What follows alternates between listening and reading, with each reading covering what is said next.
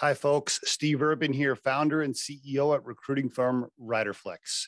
If you enjoyed today's guest interview, please give it a like and be sure to subscribe to the Riderflex podcast. And now, a quick word from our sponsor.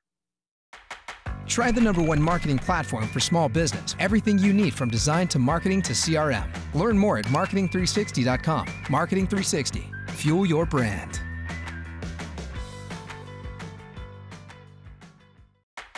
Try the #1 marketing platform for small business. Everything you need from design to marketing to CRM. Learn more at marketing360.com. Marketing 360. Fuel your brand. Nick Cavuoto on the Riderflex podcast. How you doing, Nick? Awesome. Thank you for having me. I appreciate it so much. It's a real pleasure, Steve. Yeah, I'm looking forward to getting to know you. I love your stuff. I was obviously doing homework on you this morning. I'm on the treadmill watching some of the YouTube stuff and looking you up. So I'm interested to know more about the story for sure. Before we get into your business and your services and everything you're offering right now, before we get into that, tell me about Nick, the person. Like, what's going on? Mom, dad, siblings, early life, where you grew up. Give me some of that, if you don't mind. Yeah, man, absolutely. So I was born and raised in New York. I live in Denver, Colorado now, and born and raised in New York, and son of a preacher. So that's kind of where my journey started. Yeah. So I've been around, professional communicators my entire life. And so a lot of people ask me the question of like, where'd you get such a knack for communication? Right. Well, I was like, well, when you're in church for 3 times a week from the times you were 3 years old, you kind of get a feeling for what works and what doesn't. So yeah, man, I grew up in New York, really faith-centric home, and that had its own, pros and cons and a lot learned, great foundation set. And, I think that everybody has the issue when it comes to spirituality on hypocrisy. It's a human condition, not a spiritual one. And I learned that very early on, that we are imperfect people trying to do our best. And I think that should be extended to everybody. And let me tell you, I was a big judge of that, in my late teens of, well, these people say one thing, they do something different. Right. It's the human condition. Yeah. We're doing our best. Right. So yeah, youngest of 3 boys. My mom's been in medical for 35, 40 years. My dad was a 4th generation entrepreneur. I'm a 5th generation entrepreneur because my dad had businesses and also led a church. And so yeah, a lot of good roots, man. A lot of good roots. What are some of the businesses he owned, and is he still active or retired? Well, my father was a street pharmacist before he met Jesus. So if that gives you an idea, from the time he was 13 to 30, he actually was a drug dealer. So no, that business has ended. But yeah, then my grandfather owned 5 franchises. So my dad actually ran them when he got out of, a legal, business activity. My grandfather said, you have no respect for money, because my dad had so much money. And he said, so if you want to work for me, you can work for me. It'll be $1 an hour and you got to work 90 hours a week. And that's how my dad rebuilt his life. Just curious, any defining particular moment when your dad found Jesus and kind of switched his life? Was there did he do some jail time? Did something major happen that caused the switch? I'm just curious. Yeah, my father never saw the backseat of a police car somehow. By the grace of God, that happened. Okay. And so he never spent time doing time, but he actually broke into a church to let my grandmother and his sister in, because they were going to a revival. This is probably in like the 70s. And he broke into the church to let them in because the doors were locked for 3 extra hours because they had the wrong time. They convinced him to stay. He stayed, and his life was transformed from that point forward forever. Wow. Okay. What denomination? I'm just curious. What was it? Pentecostal? Yeah. Or what was it? Yeah, it was AG, Assemblies of God, originally for my dad. And so we grew up Pentecostal, people run around with swords and all kinds of crazy stuff. But when you subtract the wild things that would be highly misunderstood out of context, I think at the end of the day, the people who I know that we spent time with had the right heart and intent around what they did. And to me, that was noble. Yeah. Okay. Very good. Were you the rebel brother? Were you the good kid? Were you the straight arrow? Where were you in the mix there? Golden child complex. And I didn't know it. And that was kind of the benefit, right? My middle brother was the one who kind of took all the arrows. And so by the time my parents got around to me being the youngest of three, they were just like, just please don't die. And honestly, the permission basis to make my own mistakes and to be independent, I was talking to my dad, a couple weeks ago, and I said, he's like, man, I really miss you. I really do. Like, I really just miss spending time with you. And he still lives back in New York. Oh, he does. And I said, Dad, you did a great job. You raised a man. And that Dr. Jordan Peterson talks about it, that the real, quantitative measure of a man is what happens when their father dies, or when they no longer need him. That's when they become a real man. And that's my interpretation of my dad, was the benefit of our relationship being at where it's at now, which is more on this mentor type of level, and less of like sonship of, Dad, I need you to tell me what to do, is because he did such a great job. And that was a total flip of the script for him. Okay. So you never got in any major trouble yourself? No, never, man. I flew under the radar. Man, I threw the most badass high school parties. I had so much fun, but I always did it at other people's houses. Right. So like, it was a lot of fun, man. It was a lot of fun, but yeah, no, nothing too crazy. I mean, I failed out of college twice at 19. It's the second time around that I failed out of college. I just didn't know what I wanted to do. And so my dad said, well, why don't you come home and serve? At that time, he was done in the church world. So he's like, why don't you serve at our church and just go help out? And that's where my marketing career began, right there. Really? Okay. Yeah. But you did end up getting your bachelor's though, eventually. But I did eventually. Yeah. Yeah. Okay. So you came back to New York. So you dropped out of college. You came back home. We're at in New York. Rochester. So upstate. Okay. Yeah. Okay. Yeah. All right. So you came back home. Are you still religious, still super religious, conservative, straight arrow now? And were you then when you came back home, or were you like fighting and like, I don't want to do this? I guess that's a 2-part question. Yeah, I was fighting, man. I was fighting. We got kicked out of my brothers and I got kicked out of a private Christian school when I was about 15. And it was based on the premise of one of my brothers did something over the summer, and, they punished with, a hard wooden stick, proverbially, metaphorically rather. So it was like one mistake and you're out. And so we got kicked out, and getting rejected from a community. It doesn't matter how this happens in business and life and career within a company. That stings, right? And you carry that scar for a certain amount of time. And so when that happened, I said, well, these people are the people who say they love Jesus, but these are the people who also were the ones who rejected him. And so I kind of had this chip on my shoulder and went down the path of a lot of drugs and alcohol and all that kind of stuff. And so at 19, no, I did not have, I had the foundation, and the good book says that if you raise them in the ways of God, then they'll return. And it was mostly that for me. I went to college in Palm Beach, Florida. Yep. And I just was a reckless maniac. And I was like, Dad, I need to come home. Bit of a prodigal son moment. And I did. And and to this day, I ended up working in ministry. I worked at that church that I went and served at, and went from an intern to number 2 in the organization, and built it from 1,000 to 10,000 people every weekend. Wow. And that's where I learned event marketing, podcasting, personal branding. It all happened in the context that's very different than what most people understand. Yeah. Interesting. Okay. And are you still faithful now? Absolutely. Still faithful now. Bring the kids to church every Sunday. It's not an act for me of just attending for the sake of, sanctification. I believe Jesus is exactly who he said he was. He was the biggest liar to ever exist. And after being in the faith, circle for 31 years, because I'm 34 and, it's the time I can remember. Mm-hmm. So for the last 31 years, it's deducted in a way to that, but it's also, I think, pure in that way, because all the minutia around that, financial giving and tithing and, what you can say, what you can't say. Peter was a cussing sailor who chopped a dude's ear off because, he got pissed off that they were trying to take his friend away. And I think that people are just gonna be very surprised when they get to heaven and they see who's there. So that's my opinion. Okay. So in other words, you can have a beer, you can say a curse word. It's all good. Absolutely. I think that, God examines the heart.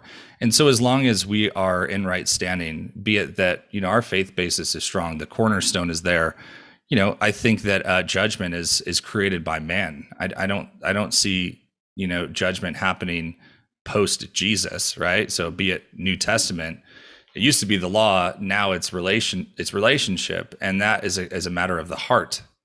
And, so that's where I sit on it, Okay. Very good. Well, I appreciate you sharing that with me. By the way, coincidentally, I grew up in Oklahoma, and oh, there you go. My mom was Assembly of God, and so I can fully relate. Oh yeah, brother. Cut from the same cloth. Yeah. There was a moment where we'll get off this topic and move on, but there was a moment I was a senior in high school. My mom was divorced, and it was me and my mom. My brother had went to live with my dad. And so my mom was still single. She was by herself. I was living there as a senior. And of course I was rebelling and doing everything a 17, 18-year-old does. And, those Assembly of God folks, man, they want you in church. Right. And so, oh yeah, my mom, it was a Sunday afternoon. I think it was like spring or summertime or something. My mom's like, hey, Sunday night, we need to go. I'm like, yeah, I'm not going. She goes, yeah, you are. And I'm like, no, I'm not. And we had this battle in the front yard. I remember she took my keys and she said, well, you're not going anywhere without your keys. And I said, well, I keep an extra one underneath the car with one of those magnet holders things. I went and got it. I went and got it and drove off. And that was kind of a defining moment where I was like, look, I believe in God, and I'm cool with all that, and I'll say my prayers, but damn, I mean, I don't make me go 3 times. I can't do it. Yeah, it's true. No, I totally get it. Totally get it, man. Anyway, yep. All right. So you go back home. You kind of, you're around speakers and people that have great people skills and speech and marketing. You're kind of just around all of that, I guess, from an early stage. So you're back home with your dad. Then what happens? Walk me through it career wise. Yeah, absolutely. So came home 2007. I was 19, served at the church for 2 years, uploading podcasts, helping out with, this is 2007, so it's like this is uploading podcasts then. This is like OG stuff. This is when there was like 20 podcasters on LinkedIn. Totally, dude. Yeah, it was next level, right? And so I started doing that, went to number 2 in the organization. Then I got a seat at the table just because osmosis, the learning of osmosis and being in church your whole life, you understand how things function. And so even if there was somebody who was 20 years senior than me, if they were only a part of the church infrastructure for the last 10 years, I still had 10 years on them and I was, 20 years younger. So that was the cool thing. We were exposed to a lot of the how and how things worked, how they operated and how the system operated very, very young. So I had that unique knowledge and I was given permission very, very early. I mean, I was managing an 8-figure budget when I was 25 years old. Right. So a lot of permission early on, built 6 multi-site locations for that church. Wanted to go to Hillsong to kind of further my studies because I was ordained, but I wanted to go through the actual steps of, learning in a different format, and also wanted proximity to other world leaders. And my pastor said, no, you're not going to do that. You're not going to go. And I was like, why? That's interesting. He's like, I just don't think it's right for you. I said, well, that's weird because I prayed and fasted for 30 days and I felt like it was the right thing to do. So this is a battle between your thoughts and God's, decree in a way. And so it was really hard. But he just, what I realized was I made his life so much better. And in business, when you have an integrator, somebody who can take your vision and make it come alive while you can enjoy finally taking a restful moment, it's rather magical. I mean, it's one of the best things in business you'll ever find is a true partner who can, take your vision and make it come to reality. That's what I did for them. And so I said, you know what? All right, all good. If you're not going to let me go, then I'm out. Wow. All right. No one's putting their sword in front of me. So I pieced out. I went to a medical startup, implemented HubSpot, $100,000 in advertising spend, $5 million in the bank for the company.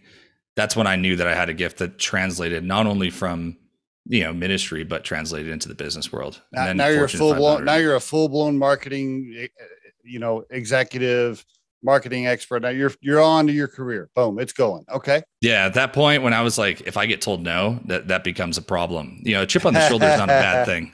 Not a bad thing. Momentum is solves 80% of the problems anyone has in business or in life. And so, but, by the way, was your dad disappointed? Was he like, son, I really want you to be a pastor, blah, blah, blah. Any of that? Yeah, but our relationship was always a little difficult. And I think that he knew that if he pushed on that too hard, it would have pushed me away forever. Yeah. Okay. Or at least for a long period of time. So he just said, you know what? I get it.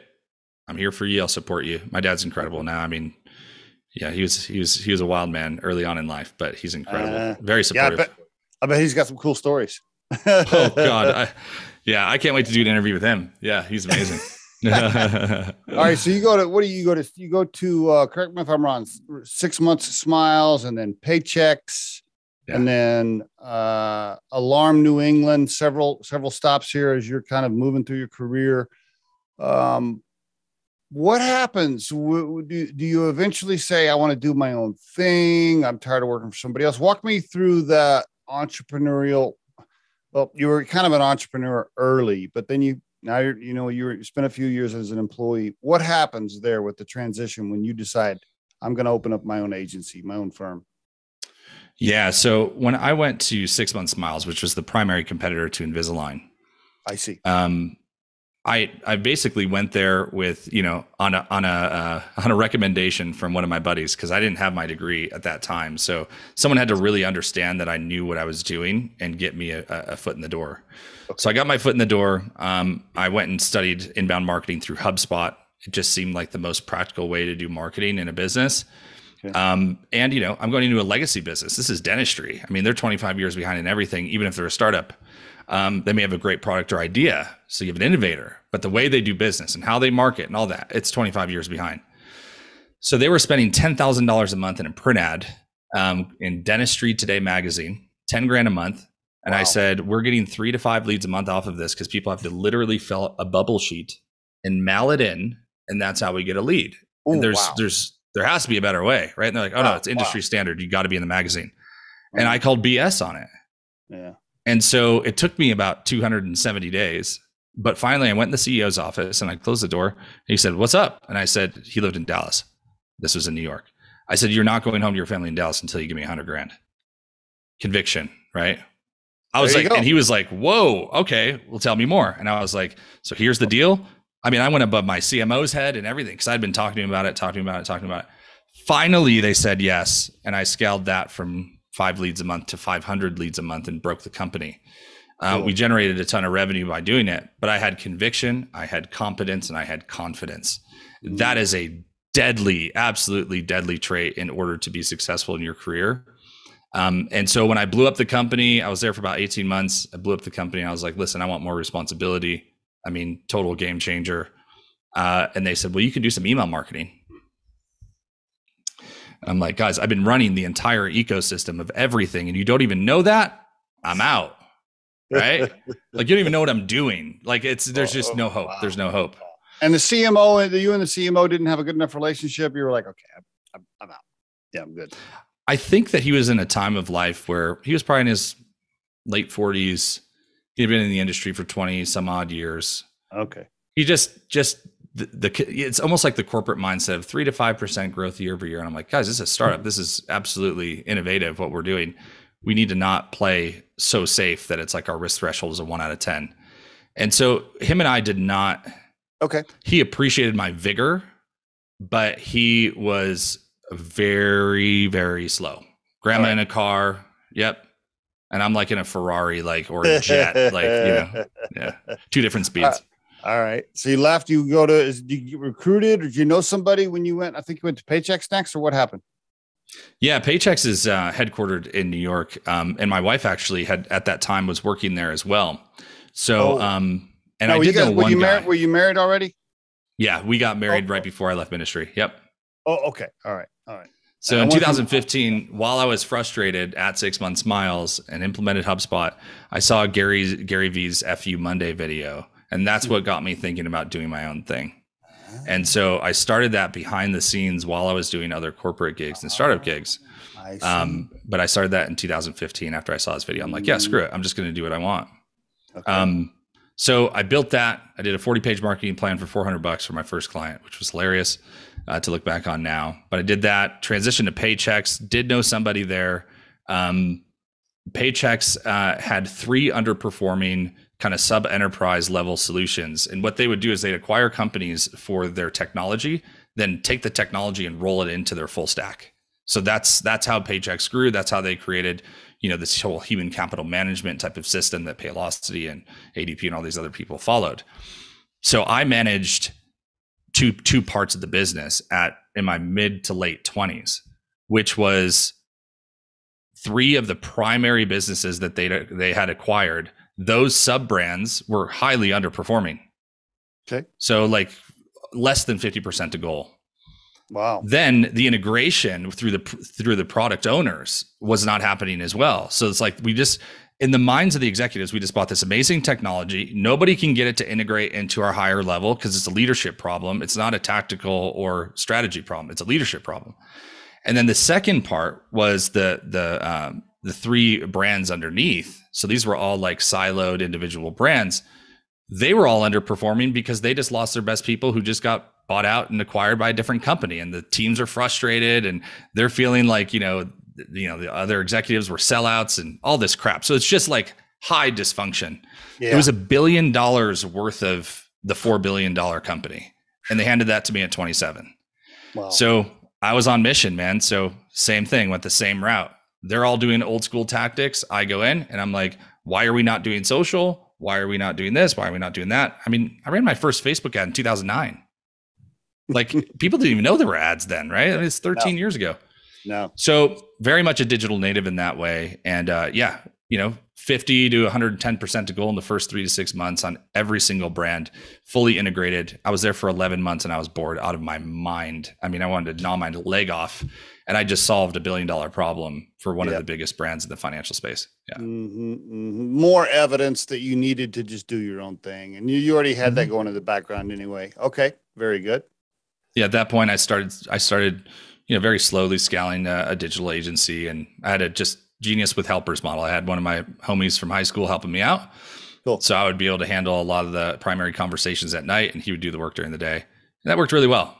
But yeah, when I went to Alarm New England, which was it was a sub brand of Sonatrol, which is the largest commercial security provider. So they had a residential, kind of like a residential niche that was franchised in the 70s. So you couldn't even get into it anymore. Like it was super old school, but these guys kept their book of business.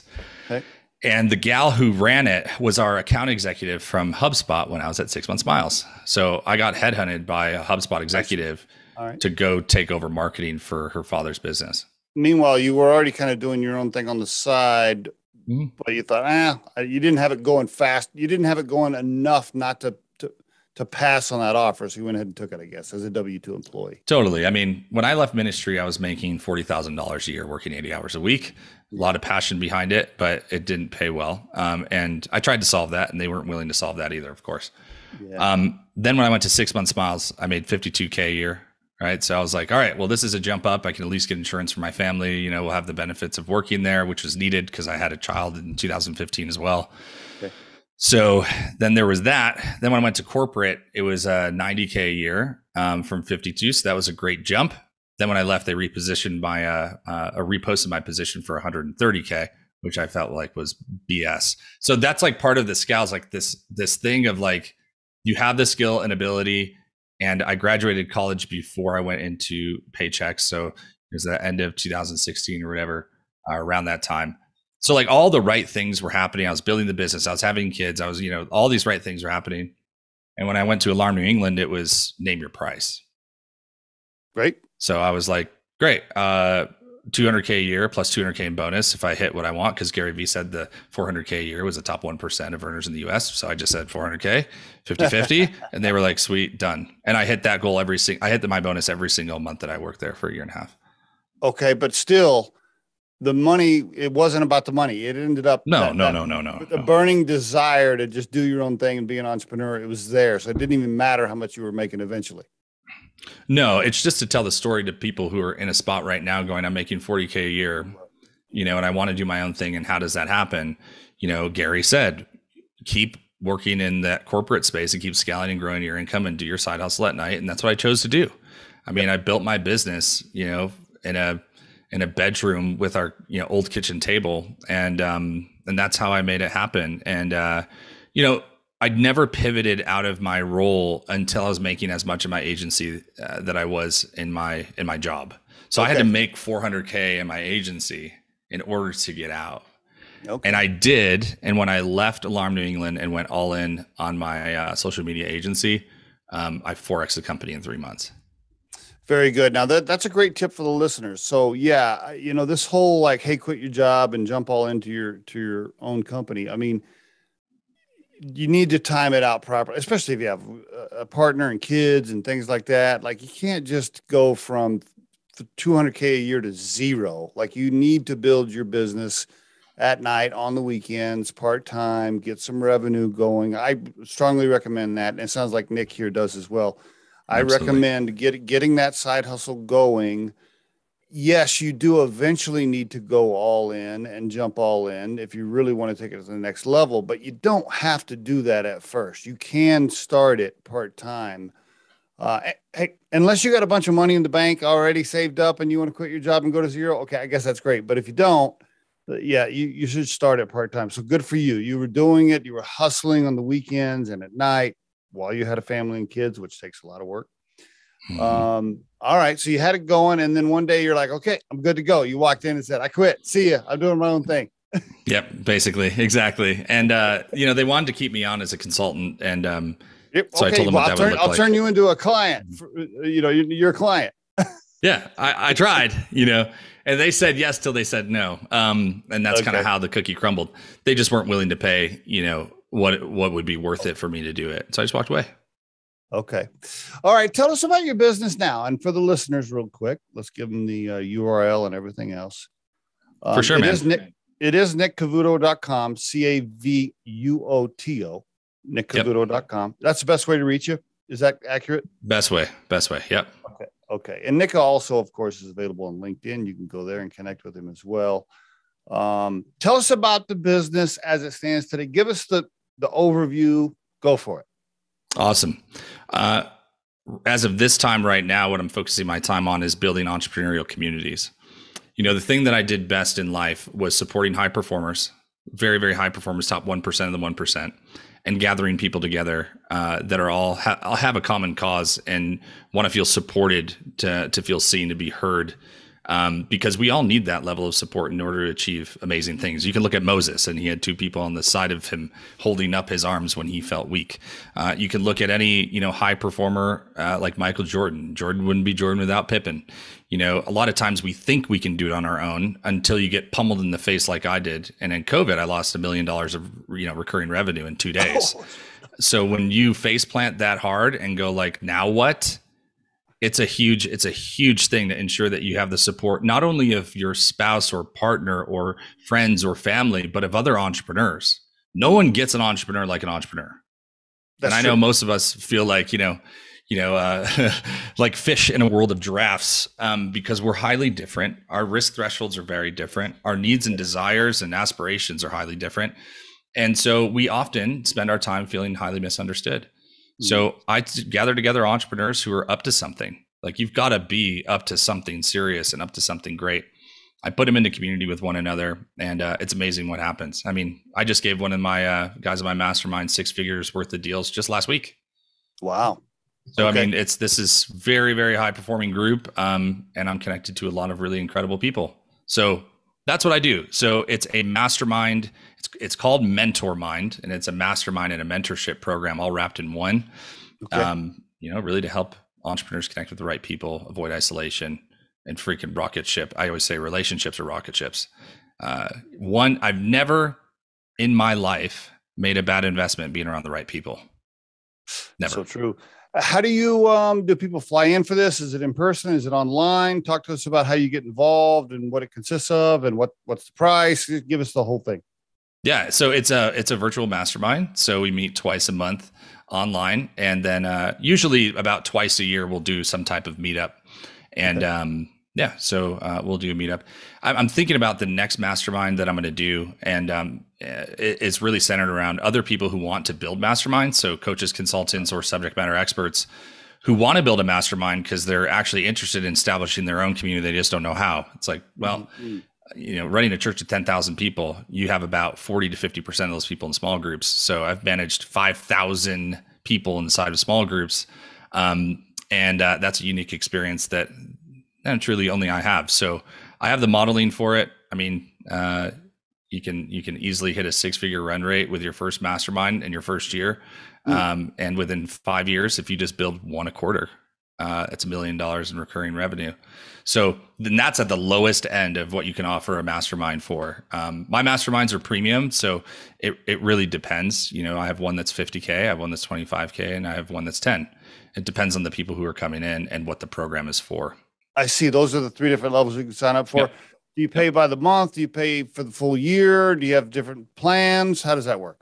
Yeah, pretty simple. I tell people, hey, here's the total cost of it. If you pay it all up front, excellent. And you'll get a discount for it. Usually it's like 20% off. Okay. All right. And if they want to pay monthly, then they can pay the monthly rate. Yeah. Okay. And the benefits, of course, are, like you said, being able to share, being able to learn, being able to express yourself, not feeling the loneliness of being an entrepreneur, also meeting people that are maybe in the same line of work or have a business that could benefit yours because it's a need that you have. Are there rules around, sometimes with these types of groups, there's rules around being able to market or pitch or call one of the other guys and be like, hey, by the way, Bobby, great meeting today. By the way, my name is Steve Urban. I own a recruiting firm, Riderflex. Do you guys need talent? Can you do that? What are the rules around it? Yeah, I mean, my groups are highly relational. So my question is, if you went to a friend's house on Thanksgiving for Friendsgiving, how would you approach it? I like that. Because it's when people, they want, if they're going to purchase something, they want it to be their idea, not someone else's. And if you're in proximity to the right people, it's just a matter of time before someone says, so Steve, what do you do? Yeah. It's natural. It happens. And so that's where I think the high proximity relationships with the right people, the kryptonite for me is having the wrong people in the group. That's the bottom line. Like if I have different levels, like the mental performance coach for the New York Yankees, I coached her one-on-one last year at the beginning of last year. And she was with the Yankees for 5 years. She's in one of my masterminds. Justin Bieber's creative director is in one of my masterminds. 7-figure, author who wrote the book, You Are the Brand, is in my mastermind. One of the top premier business coaches who no one even knows his name, but it's him and Mike Michalowicz are like best friends, the guy who wrote Profit First. Okay. And they started together 10 years ago. He's in one of my masterminds. So the group quality is very, very, very high. And that's just going to continue to excel. And then there's early stage entrepreneurs who basically are, kind of in that earlier stage of business. And so then there's the mid-market. The mid-market usually wants to still generate money. The people in the higher market understand they don't have time, but they know that connections are the super highway. So I just met about 6 weeks ago, I met the CEO of Remax. I was in his house, in his living room. It's not normal, but that's the unique access that I get. And then when people come into my masterminds, I help them tremendously generate new business, help them figure out product ideas, help them be more successful. The thing that I always tell people is if you can't wield a pistol, don't pick up a bazooka. That's what I am. I'm like a javelin missile. And so the wrong people use it, then they curse the missile or they curse the javelin because they're like, on their ass 10 feet behind them because it's too powerful and they get knocked over when they shoot it.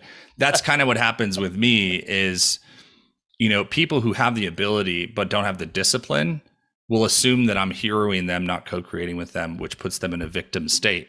And then they become a villain. And they attack the hero. Every hero gets crucified, even if I don't mean to show up like one. If they're asking for help, then I'm going to be resourceful and help them. That's just how it works. So to answer your question very directly, in my groups, when you're around other high performers who are best in class at what they do, they would never go to someone else besides you if they needed what you have. Gotcha. You just got to trust the process.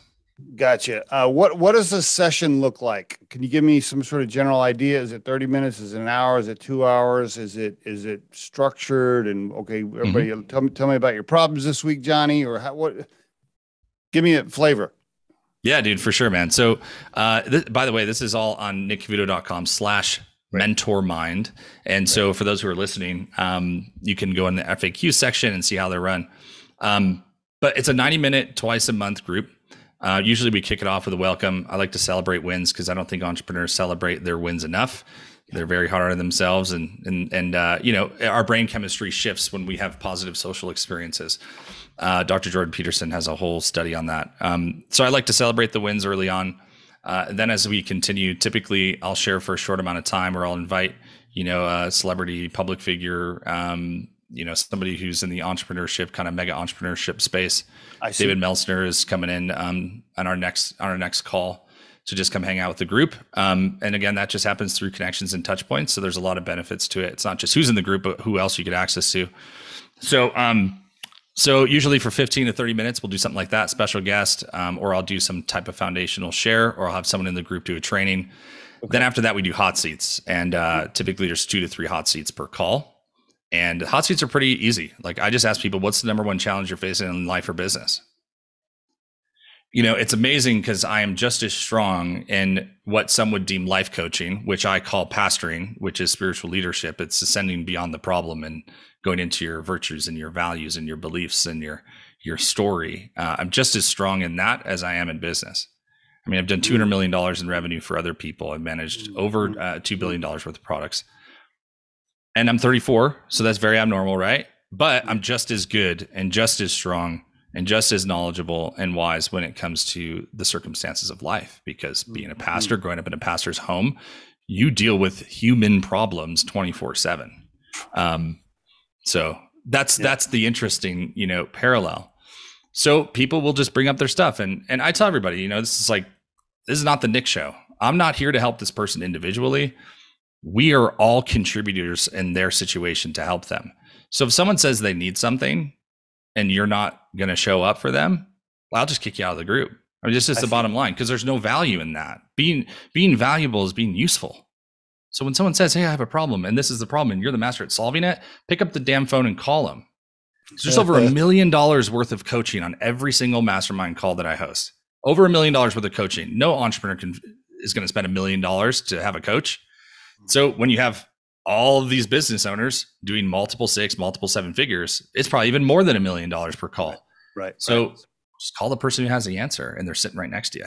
Are there other services you're offering besides the mastermind? Are you doing speaking engagements? Are you taking on any clients from a marketing perspective? Are you doing, what else are you doing? Yeah. So speaking, absolutely. I'm speaking at DigiCon. It's I think it's the biggest global marketing conference. I'm speaking there May 19th in Denver, Colorado, which would be a lot of fun.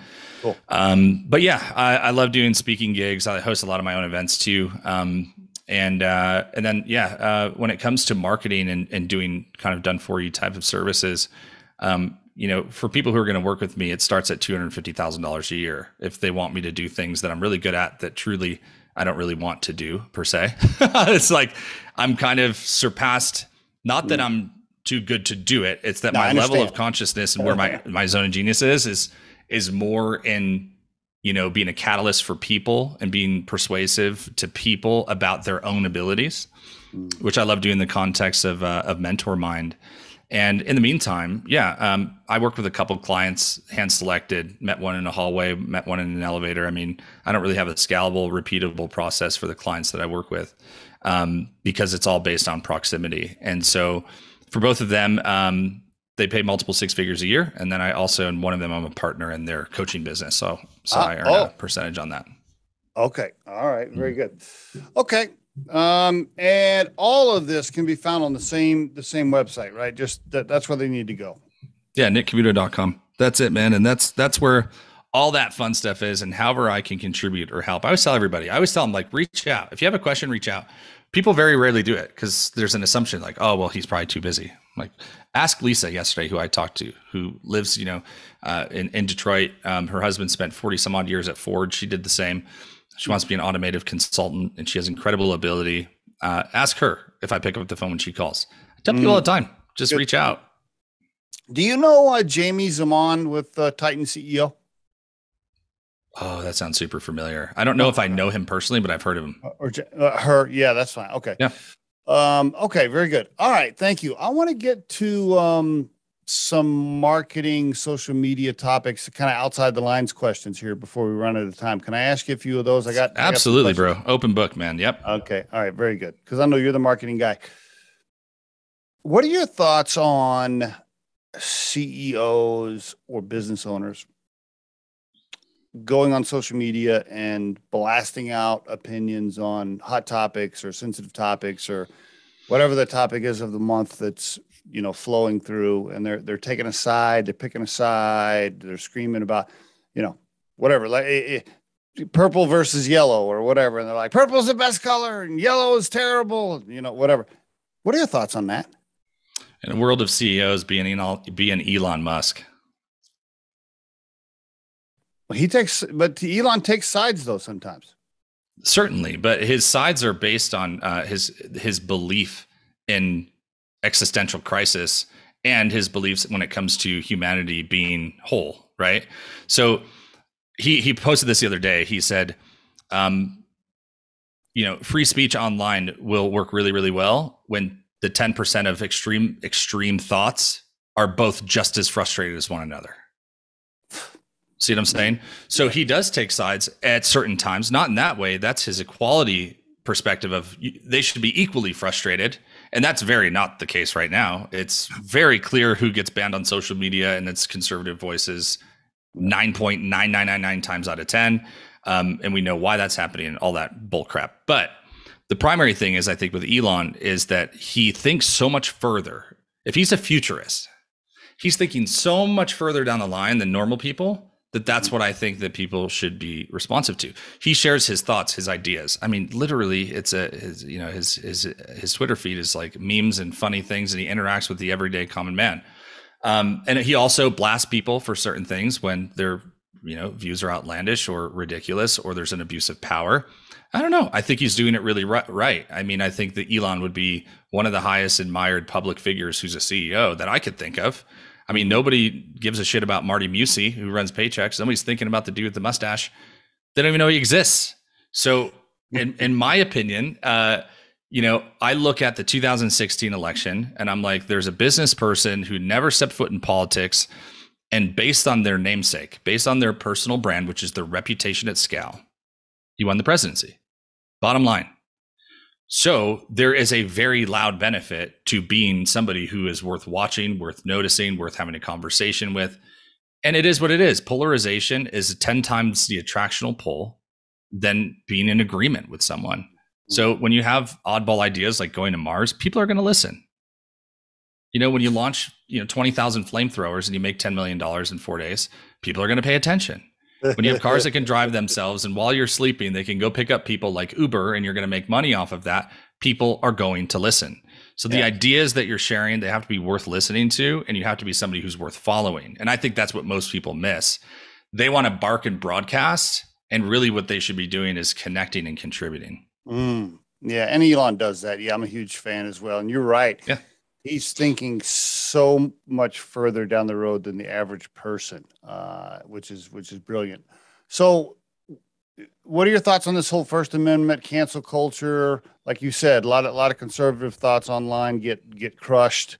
Talk to me. Do you think that's bullshit? Do you think Twitter, let's just use Twitter. Do you think Twitter should have the power to just turn off whoever they want? Well, they're a social government. I mean, and it depends on the purview of how you see government versus industry, and then how they couldn't do it in the government, so they did it with tech. Let's not forget that the day that Facebook started, the day before, that DARPA ended, which was called Lifebook. And you can go Google this. I mean, I'm pretty sure it's called Lifebook. Or LifeLog, LifeLog. The day that LifeLog ended as a government project, Facebook the next day was incorporated and started. Isn't that interesting? Harvard graduate. I mean, you can follow the line.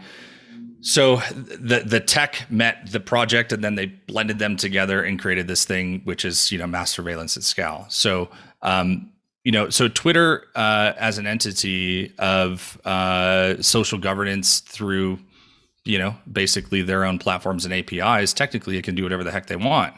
That shouldn't be happening, of course. It's total bullshit. Just because someone's idea is not maybe worth listening to, in someone's opinion. I don't care what seat of the aisle they're on. It should not be governed by a third party entity that has ties to Saudi Arabian government, and the list goes on, and to a lot of investors, and it's a total mess. It's a dumpster fire, and they were given too much power, and liberal media, and very specifically, on the left, cancel culture is, hey, if we don't like your ideas, we're going to shut you up. I know another group that did that in the 1940s. That didn't work out so well. Isn't it interesting? And I think a lot of millennials don't know this because they don't understand the history. But as I'll be 55 in August, and I am fascinated that the left that I knew from the 60s and 70s and all of that, they were the free speech. We have the right to think however we want. We don't try to make us be conservative, and all that. So they were the ones back then that wanted the power to say whatever they wanted. And the right was the one crushing thoughts. That has totally flipped on its head. Totally and I'm fascinated by that. I'm just like, wow, how did that happen? How did we get there? Ron Paul was the kind of red pill that I got when he was just beating on the drum in 2006-ish, around that time, all around, constitutionalism. And, I'm very much a libertarian. So like, I find myself going back to the fundamentals. States have strong power, focusing on individual rights and focusing on the Constitution, because those are the bylaws in which have created everything. So why not go back to the source of things? And some people might debate some of that, and that's totally fine. I'm open to having those conversations. But at the end of the day, the same people who were hippie loving, pot smoking, mushroom eating are now the people saying, wear your damn mask. It's very interesting. Yeah, isn't that crazy? JFK today would be a hyper conservative, and he's my favorite president of all time, besides one recent one we had. So, sorry, hang on one second here. I'm just gonna shut this off. Sorry, my robot. I love what you said right there. I want to just take a pause right there. Isn't that so interesting? The hippie loving, pot smoking, mushroom eating people from the late 60s and early 70s are the ones now crushing thoughts that are outside of their narrative and things like that's wild, man. Shows you the power of indoctrination and educational level. Because that's the war that was waged 50 years ago that we're not seeing the effects of until today. And now we're seeing it. And they just went under the radar. And conservatives in my opinion, they were weak leaders for so long. The conservative thought was weak. And so now we're seeing the ramifications of that, right? Easy times, create, soft men, and then hard times create, strong men. That's a Jordan Peterson quote. Very much. So the hard times will develop something good. It's just a cyclical cycle.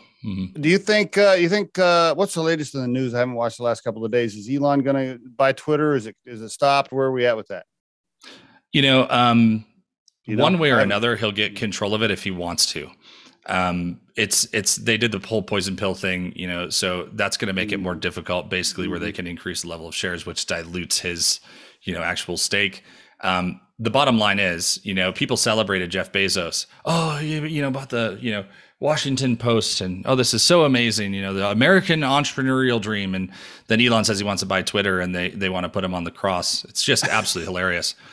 Elon is so calculated that he knows he can start now getting involved in the game, and he has so much money, and he's so much further ahead than everybody else that it won't even matter. They'll never be able to catch up to the amount of resources that he has. Do you think that he wants to buy it truly because he's worried about the First Amendment and free speech and one narrative, and he's just like, man, we've got to do something about that? Or is this a money play for him? No, it's not a money play. It's he doesn't need more money. He's buying it because of, yes, First Amendment for the US, but for the world. The world needs a soapbox and or a town square to have conversations about things. And they are deliberately silencing one by one. Isn't it interesting? Al-Qaeda still has their account, but they have gotten rid of just minor conservative voices, like ones that don't even have a huge impact, and ones that do. But it's just wild to me that the dichotomy and the unbelievable levels of just unparalleled thinking. So at the end of the day, there needs to be a town square for the world. Yeah. And I think that he understands that the risk of not having that is far greater than solving it. Now watch, we'll see if he does this. We'll see if he goes and buys CNN. That's another move. Think about it. There's a trifecta: social, and then you have news, and then you have, there's basically one other type of platform, but movies. We'll see if he goes, did you know that Bezos just bought MGM? I didn't know that. No. See? So there's this trifecta, right, of these three components that are required in order to basically maintain that large control. I see. So Elon will either go after Hulu or one of those. I mean, we're just getting started, but Trump said it a long time ago. He said, we have to protect Elon Musk. He's one of our great geniuses of our entire generation. He knew what he was talking about a long time ago. Yeah. Isn't that interesting? I will say this to wrap this topic up. The control of information flow through the internet to human beings is one of the most important things we're going to do as a species. I mean, because it's everything. It's everything. We really, and Elon talks about this too, the whole AI, the artificial intelligence. We have to be super careful there, not to go down dangerous paths. He's talked about that numerous times. I think it's just as critical to get a handle on the information flow through the internet to humans. And I think that's what he's trying to do. I think he's saying, whoa. He's like, whoa, hold on a minute. We got to have a more free platform here. We can't just have this controlling one narrative thing. Because it's super dangerous. And I think he realizes that, he gets it. And he's been making moves to try to fix it, which I highly respect. You said it earlier too. He's all about humanity, right? He's like, hey, the things he's focused on are, and I'm not an Elon Musk expert, so I don't want anybody to think that, but it seems to me that he's focused on the betterment of humanity, free speech, free platforms. What are we going to do about the populating other planets? What are we going to do about protecting human beings long term? Like, he's just all about that. That's what it seems like to me. Which I totally. It has gotten to that point for him because I think that he understands, and I also think his neurodiversity plays a role in that because he's not wired like everybody else. Yeah. He doesn't need the control. He doesn't need the power. He already has all the money. So he doesn't have the same requirements. It's almost like when Trump came into government, he didn't have all the old ties. They say in New York, if you want to get something done, you need money. In DC, you need favors. He didn't play that game in DC forever. So he was a free bird to do what he felt like was the right thing to do. And I think Elon is very much in the same way. He just toots his own horn and he runs to his own pace. Be interesting to see what happens. Well, I appreciate you sharing some of those outside the line things with me. Last two questions, because I know we're almost out of time.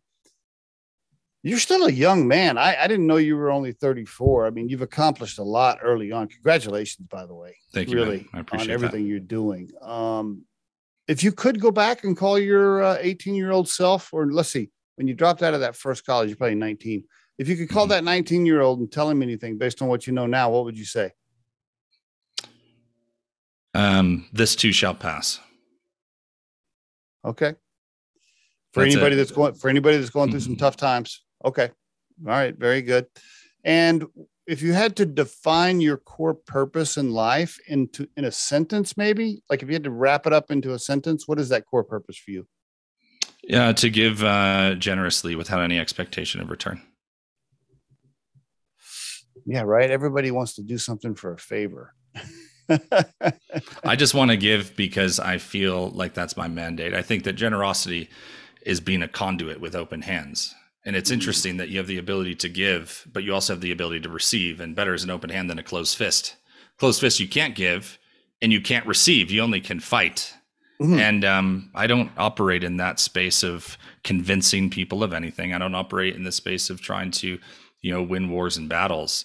I really see myself as a conduit between, humanity and heaven in a beautiful way. And I just want to do a good job at that.